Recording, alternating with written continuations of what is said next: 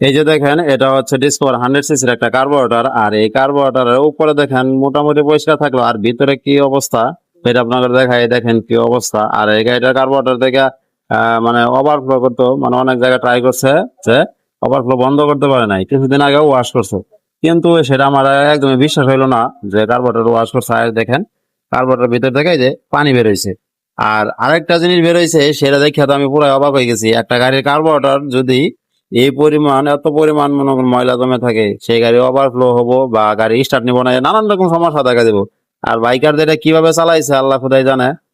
দেখেন কি একবার অবস্থা, একদম খালি মাটি, মানে কাদা মাটির ভিতরে মেরেছে।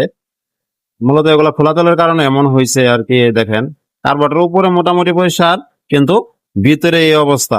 সে নাকি কার্বোরেটর কিছুদিন আগে ওয়াশ করাইছে। আর একটা গাড়ি কার্বোরেটর ওয়াশ করার পরে এতগুলো ময়লা কিভাবে থাকে ভিতরে, সেটা আমার বোঝা আসে না। আর এটা হচ্ছে এই ডিসকভার 100 গাড়ি কার্বোরেটর আমরা এখন সম্পূর্ণ ক্লিন করে দেবো এবং একটা ফিল্টার লাগাই দেবো, যাতে করে ময়লাটা ডাইরেক্ট কার্বোরেটরের ভিতর না যায়।